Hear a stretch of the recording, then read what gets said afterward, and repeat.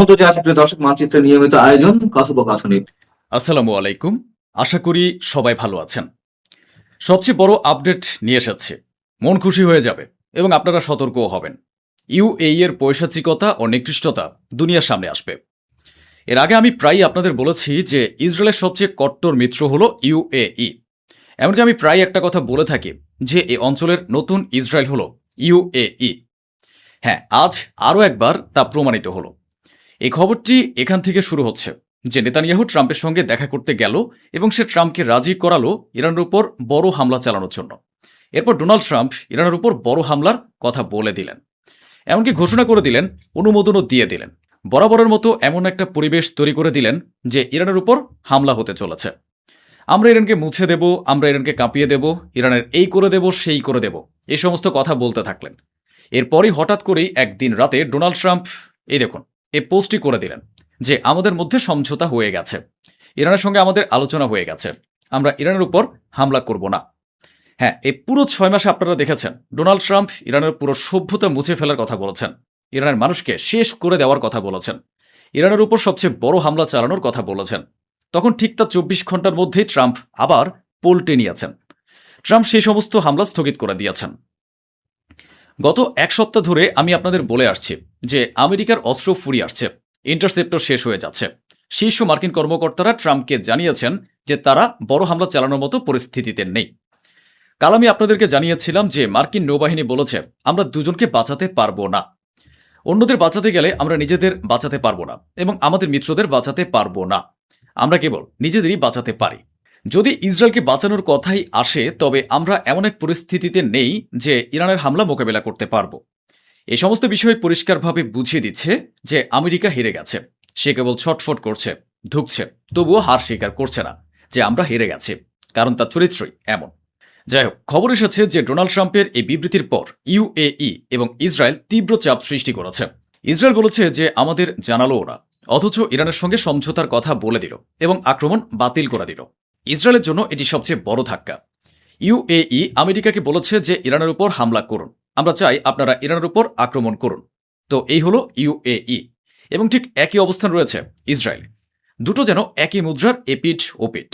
কিন্তু ইরানের সবচেয়ে বড় শত্রু সৌদি আরব, স্বয়ং মোহাম্মদ বিন সালমান। আরব রিপোর্টের প্রমাণ আমি আপনাদেরকে দেখিয়ে দেব। এই দেখুন, মোহাম্মদ বিন সালমান স্বয়ং ডোনাল্ড ট্রাম্পকে সরাসরি ফোন করেছিলেন যে ইরানের উপর যেন হামলা না করা হয়। এতে এই অঞ্চলে এমন উত্তেজনা ছড়িয়ে পড়বে যে আমরা পরে নিয়ন্ত্রণ করতে পারবো না, পরিস্থিতি নিয়ন্ত্রণের বাইরে চলে যাবে। যেহেতু মোহাম্মদ বিন সালমান ডোনাল্ড ট্রাম্পের সেরা বন্ধু, তাই তিনি ব্যক্তিগতভাবে অনুরোধ করে আটকান যেন ইরানের উপর হামলা না করা হয়। তবে মোহাম্মদ বিন সালমান যত খারাপ মানুষই হোক না কেন, ইউএই সরকারের মতো নিকৃষ্ট মানুষ সে নয়। মোহাম্মদ বিন সালমান বুদ্ধি খাটিয়ে বুঝতে পেরেছিলেন যে হ্যাঁ, ইরানের উপর যদি হামলা হয় তবে পাল্টা জবাবে আমরাও জড়িয়ে পড়ব। তখন আমাদের কে বাঁচাবে? আমেরিকা বাঁচাতে পারবে না। বাঁচাতে না পারলে কি হবে? তো সোজা কথায় এর উদ্দেশ্য হলো ইউএই ইরানের উপর হামলা চালানোর জন্য জেদ ধরে রয়েছে, আর মোহাম্মদ বিন সালমান জেদ ধরে আছেন যে ইরানের উপর হামলা করো না। শ্রদ্ধেয় শ্রোতাবৃন্দ, ইরান বলেছে যে আমরা ডোনাল্ড ট্রাম্পের কাছে কখনো বলিনি যে আমাদের উপর হামলা করো না। ডোনাল্ড ট্রাম্প যেভাবে দাবি করছেন যে আমরা নাকি তার কাছে ভিক্ষে চেয়েছে যেন আমাদের উপর হামলা না করা হয়, আসলে এটা সম্পূর্ণ মিথ্যা। আমরা যে কোনো পরিস্থিতির জন্য প্রস্তুত। ইরানের পার্লামেন্টের স্পিকার জনাব মোহাম্মদ বাঘের গালিবাফ বলেছেন যে মধ্যস্থতাকারীরা আবার ইসলামাবাদ চুক্তি অর্থাৎ আমেরিকার সঙ্গে এর আগে যে চুক্তি বা ডিল হয়েছিল সেই ডিলটিকে পুনরায় ঠিক করার চেষ্টা করছেন। সর্বতোভাবেই ইরানেরই জয় হয়েছে। ডোনাল্ড ট্রাম্প যখন ইরানের উপর আক্রমণ স্থগিত করলেন তার ঠিক আগে মোহাম্মদ বিন সালমান ট্রাম্পকে ফোন করেছিলেন। তার আগে ইরানের পররাষ্ট্রমন্ত্রী, সৌদি আরবের পররাষ্ট্রমন্ত্রী, পাকিস্তানের সেনা প্রধান এবং আরও 1-2টি আরব দেশের পররাষ্ট্রমন্ত্রীদের সঙ্গে ফোনে কথা বলেছিলেন।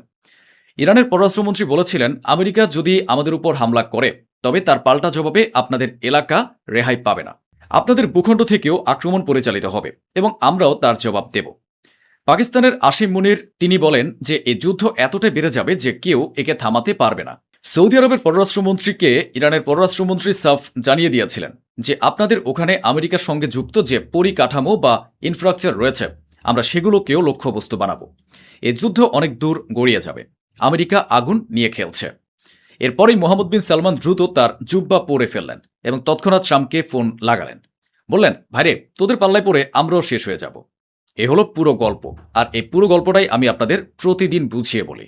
ইসরায়েলিদের বক্তব্য হলো আমেরিকা অর্থাৎ ট্রাম্প আমাদের সঙ্গে বিশ্বাসঘাতকতা করেছেন। ইসরায়েলি কর্মকর্তাদের বক্তব্য হলো আমাদের লক্ষাধিক সেনা ইরানের উপর হামলা করার জন্য প্রস্তুত ছিল। ডোনাল্ড ট্রাম্প আমাদের অন্ধকারে রেখেছেন, আমাদের জানানি পর্যন্ত, এবং ইরানের উপর আক্রমণ স্থগিত করে দিয়েছেন। এমনকি মার্কিন কর্মকর্তারাও নিশ্চিত করেছেন যে মার্কিন বাহিনী ইসরায়েলি বাহিনীর সঙ্গে মিলে ইরানের উপর হামলা চালানোর প্রস্তুতি নিচ্ছিল এবং হামলা হতেই যাচ্ছিল। ইসলামাবাদে যে চুক্তি হয়েছিল, যেমনটা আমি আপনাদেরকে বলেছি, তা পুনরায় কার্যকর করা হচ্ছে। 60 দিনের জন্য হরমুজ প্রণালী খুলে দেওয়া হবে এবং হরমুজ প্রণালী ব্যবহারের জন্য কোনো ফি নেওয়া হবে না। এই অঞ্চলে পুরোপুরি যুদ্ধবিরতি বজায় থাকবে, কেউ কারোর উপর হামলা করবে না। এমনকি আপনাদের নিশ্চয়ই মনে আছে এর আগে যুদ্ধবিরতিটি কে ভেঙেছিল। চুক্তি হয়ে গিয়েছিল, ইরান হরমুজ প্রণালী খুলে দিয়েছিল, অথচ ইরানের প্রয়াত সুপ্রিম লিডার শহীদ সৈয়দ আলী খামেনির জানাজার দিনে যখন জানাজা বের হচ্ছিল, ঠিক তখন আমেরিকা ইরানের উপর হামলা চালিয়েছিল। অর্থাৎ সে যুদ্ধবিরতি ও চুক্তি আমেরিকা নিজেই ভেঙেছিল। এখন এটাকে আপনারা ইরানের বুদ্ধিমত্তা নাকি বোকামি বলবেন যে সে আবারও আমেরিকার উপর ভরসা করছে এবং নতুন করে যুদ্ধবিরতি করছে? আমি এ বিষয়ে কোনো মন্তব্য করব না। তবে এই খবরগুলো দেখে ও শুনে দারুণ আনন্দ পাচ্ছে যে আমেরিকা অর্থাৎ ডোনাল্ড ট্রাম্প নেতানিয়াহুর সঙ্গে বিশ্বাসঘাতকতা করেছেন। ইসরায়েলের সঙ্গে আমেরিকা অত্যন্ত বাজে এক কাণ্ড ঘটিয়েছে। ইসরায়েলি সংবাদপত্রগুলো ছটফট করছে। এই দেখুন, টাইমস অফ ইসরায়েলের মতো বড় বড় পত্রিকায় লেখা হয়েছে যে ডোনাল্ড ট্রাম্প ইসরায়েলের সঙ্গে মিলে ইরানের উপর বড় ধরনের হামলা চালানোর সম্পূর্ণ প্রস্তুতি নিয়ে রেখেছিলেন। হঠাৎ শেষ মুহূর্তে আক্রমণ চালানোর ঠিক আগে ট্রাম্প সামাজিক যোগাযোগ মাধ্যমে পোস্ট করে দিলেন যে আমরা ইরানের সঙ্গে কথা বলছি, সমঝোতা হয়ে গেছে এবং আমরা ইরানের উপর হামলা করব না, আক্রমণ বাতিল করা হচ্ছে। নেতানিয়াহু সরকারকে কিছুই জানানো হয়নি এবং হামলা বাতিল করে দেওয়া হয়েছে। ডোনাল্ড ট্রাম্পের সামাজিক যোগাযোগ মাধ্যমের পোস্ট দেখেই কেবল আমরা জানতে পেরেছি যে ট্রাম্প হামলা বাতিল করে দিয়েছেন। আমরা ভীষণ হতাশ এবং ডোনাল্ড ট্রাম্পের এই নীতিতে আমরা খুশি নই। অন্যদিকে ইরাকের ভেতরে কুর্দি যোদ্ধাদের উপর চড়া হয়েছে ইরান, যারা কুর্দিদের সীমান্ত অতিক্রম করে ইরানে ঢোকার চেষ্টা করছে।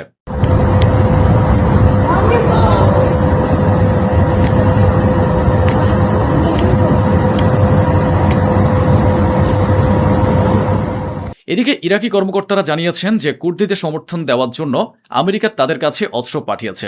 সিরিয়ার পথ দিয়ে ইরাকি কুর্দি যোদ্ধা ও সন্ত্রাসবাদীদের জন্য আমেরিকা অস্ত্রশস্ত্র পাঠিয়েছে।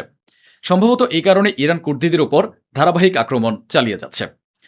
আমেরিকার পররাষ্ট্রমন্ত্রী আমেরিকার শীর্ষ নিউজ চ্যানেলের এক সাক্ষাৎকারে মুখ ফসকে সত্য ফাঁস করে দিয়েছেন যে ইরানের রেজিম পরিবর্তন হয়নি। এ হলো সেই ভিডিও যেখানে আমেরিকার পররাষ্ট্রমন্ত্রী প্রথমে ডোনাল্ড ট্রাম্পের প্রশংসা করেন। ওখানকার এটাই নিয়ম, ডোনাল্ড ট্রাম্পের মিথ্যা প্রশংসা করতে হয়। তিনি বলেছেন ইরানের শাসক গোষ্ঠী ট্রাম্পের মতো এমন কোনো মার্কিন প্রেসিডেন্ট দেখেনি। ট্রাম্প যেভাবে ইরানিদের শিক্ষা দিচ্ছেন এবং যে ধরনের মনোভাব দেখিয়েছেন তাতে তার মতো এত সাহস আর কারণ নেই। বন্ধুরা হাসবেন পরে। তিনি এরপর আবার বলেছেন যে ইরানের সরকার বদলায়নি, তবে তাদের বদলাতে হবে।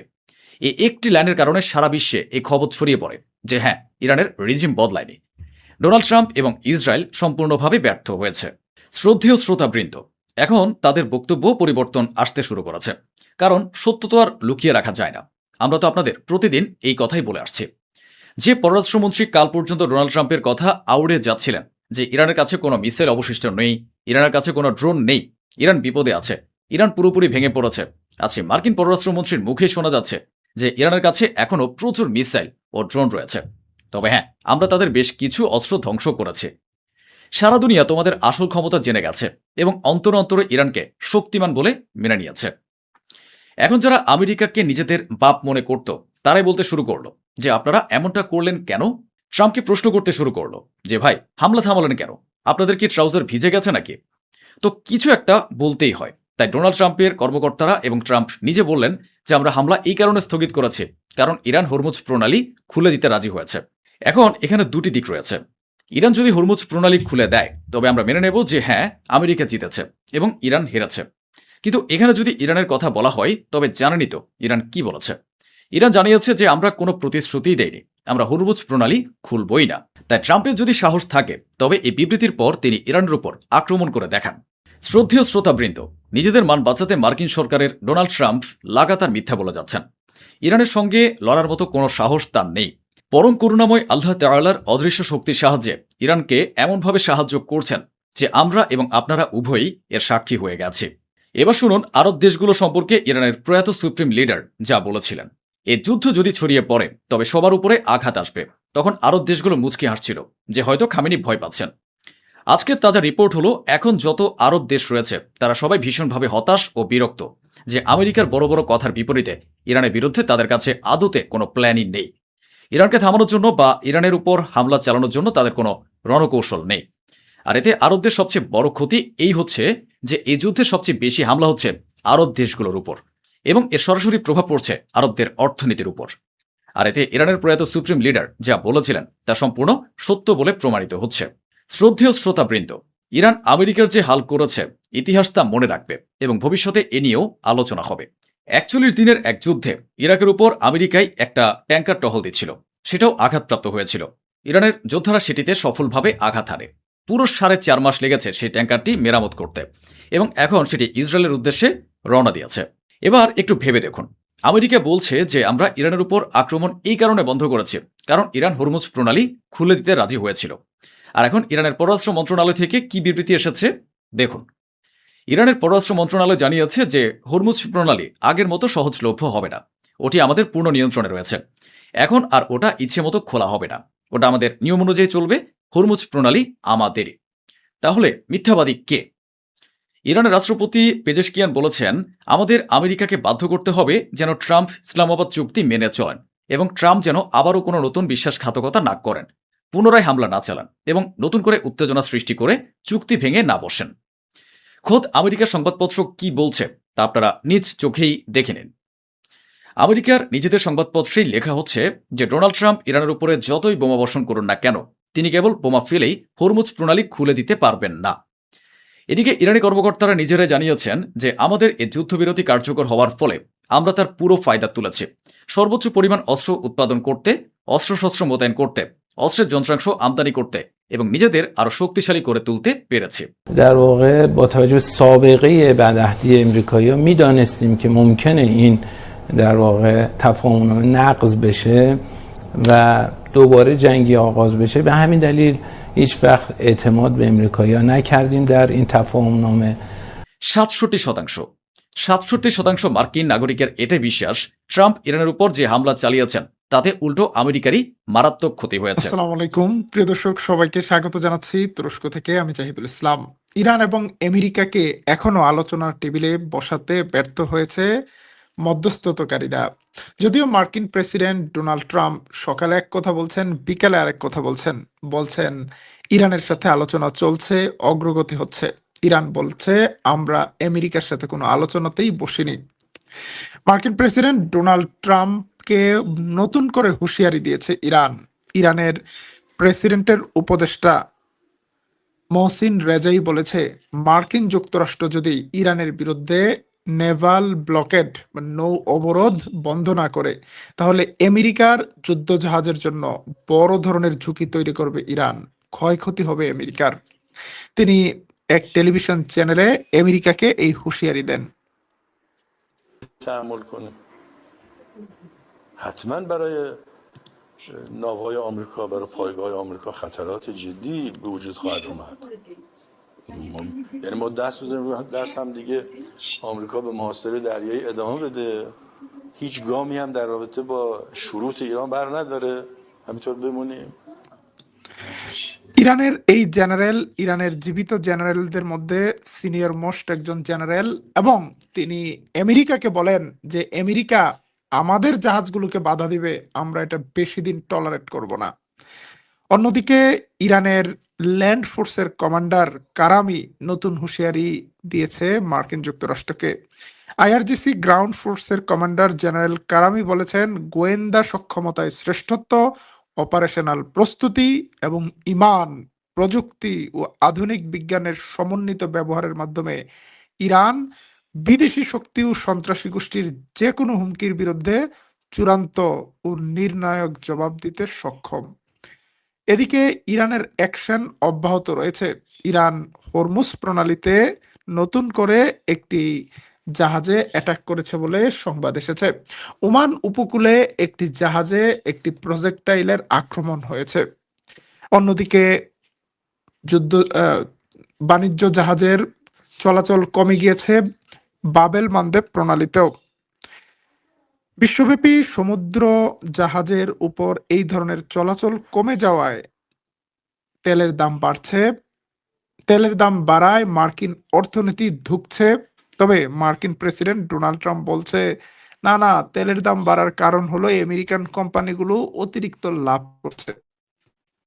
Too much money, okay, based on a shortage. They're making too much money. I don't like it, and I should be the last one to say, because I'm a big free enterprise guy.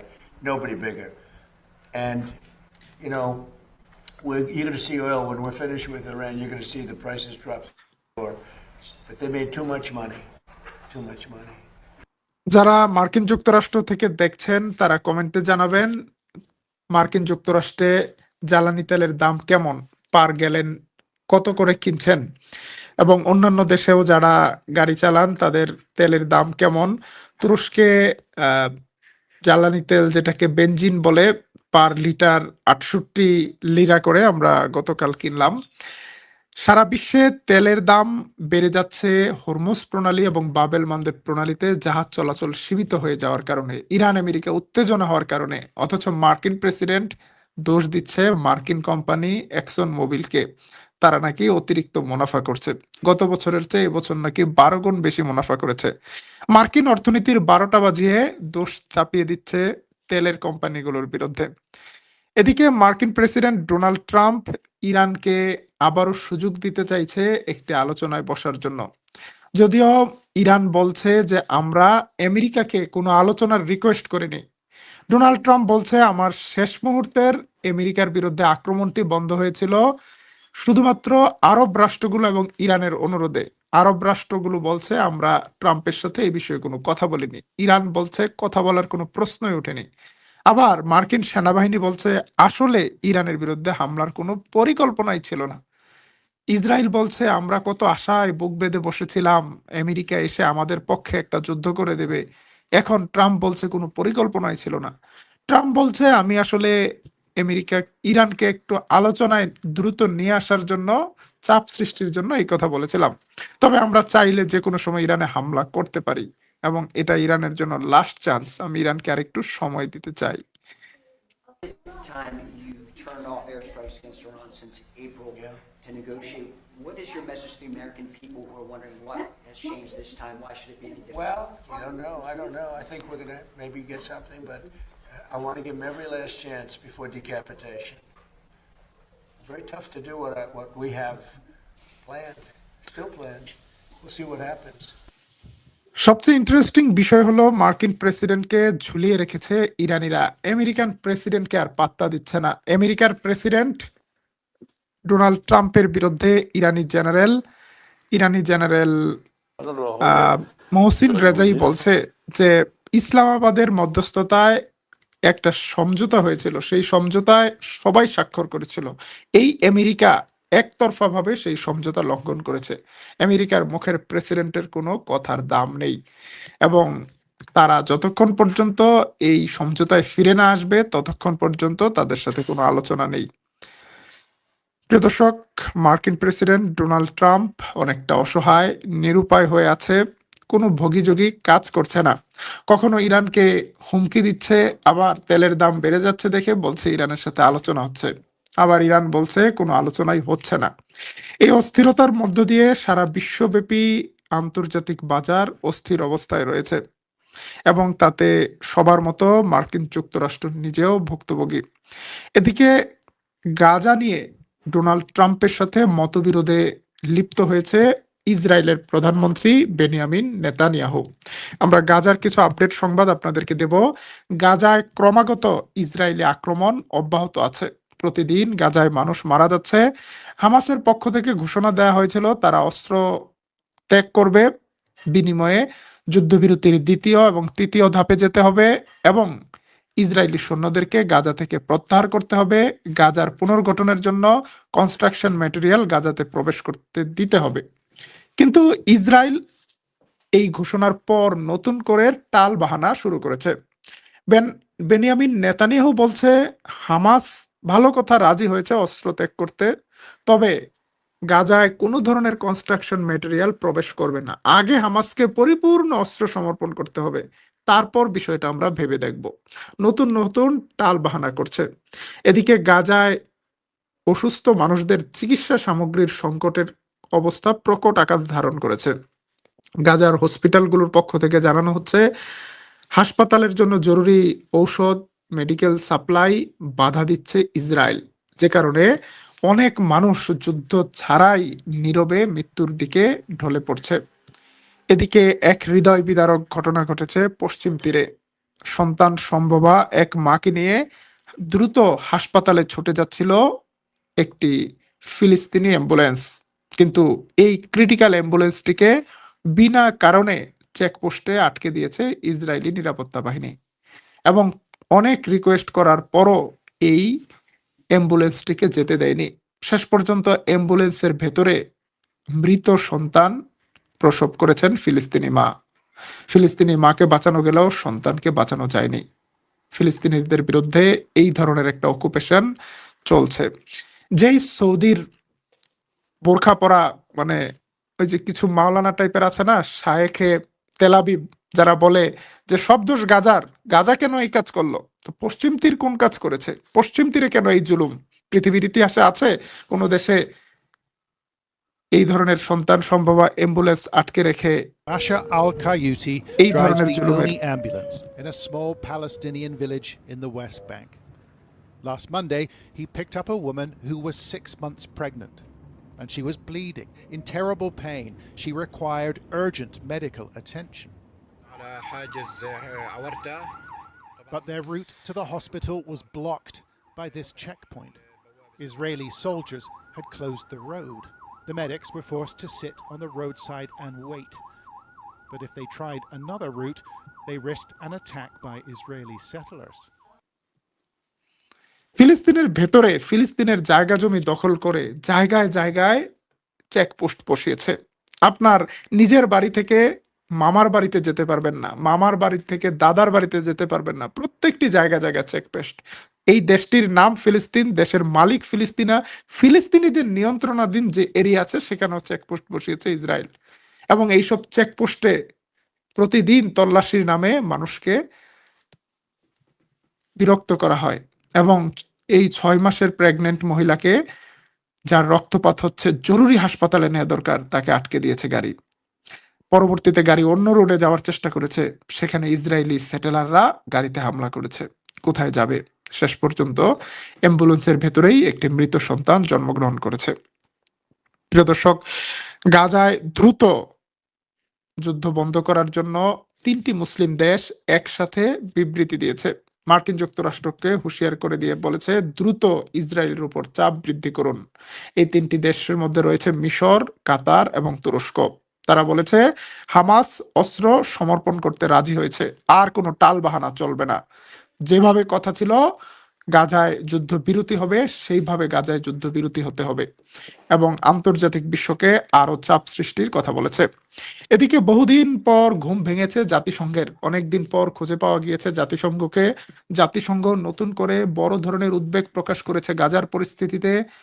ইসরায়েলকে বলেছে তারা যেন যুদ্ধ বন্ধ করে, হামলা বন্ধ করে, এবং গাজায় যেন জরুরি মানবিক ত্রাণ সহযোগিতা প্রবেশের চেষ্টা করে। বহুদিন ধরে আমরা নিউজে জাতিসংঘকে খুঁজে পাচ্ছিলাম না। প্রিয় দর্শক, ফিলিস্তিনের মানুষের যে লড়াই সংগ্রাম চলছে, আমরা সেই সংবাদগুলো আপনাদের দেওয়ার চেষ্টা করি। মধ্যপ্রাচ্যের, মুসলিম বিশ্বের সর্বশেষ গুরুত্বপূর্ণ সংবাদগুলো দেওয়ার চেষ্টা করি। আজকের লাইভ শেষ করব বাংলাদেশের একটি সংবাদ দিয়ে। খবর কলকাতার। কলকাতা 24 জানাচ্ছে, ভারত সীমান্তে তুরস্ক নির্মিত বাইরাক্তার ড্রোন মোতায়েন করেছে বাংলাদেশ। যদিও তারা সংবাদটিতে বিস্তারিত কিছু জানায়নি, কোন সীমান্তে, কোথায়, কতটুকু বাইরাক্তার ড্রোন মোতায়েন করেছে। তবে কলকাতার এই সংবাদ মাধ্যমটি দাবি করেছে, বাংলাদেশ সরকার ভারত সীমান্তে বাইরাক্তার TB2 ড্রোন মোতায়েন করেছে, এবং তুরস্কের বাইরাক্তার TB ড্রোন ভারতের জন্য একটি নিরাপত্তা হুমকি হিসেবে দেখছে ভারত। কারণ তুরস্ক, বাংলাদেশ এবং পাকিস্তান, ভারতের দুই দিকের দুই প্রতিবেশী দেশকেই বাইরাক্তার TB2 ড্রোন দিয়েছে। এই ড্রোনটি অত্যন্ত শক্তিশালী, ওজনে হালকা হলেও এটা খুব কার্যকর একটি ড্রোন। যদিও 2020 সাল থেকে ভারত নিজেরা তাদের সীমান্তে ড্রোনের ব্যবহার করে, কিন্তু বাংলাদেশ ড্রোন ব্যবহার করাতে ভারতের জন্য টেনশন বাড়ছে। এখন বাংলাদেশ তার সীমান্ত সুরক্ষায় ড্রোন ব্যবহার করবে, এটা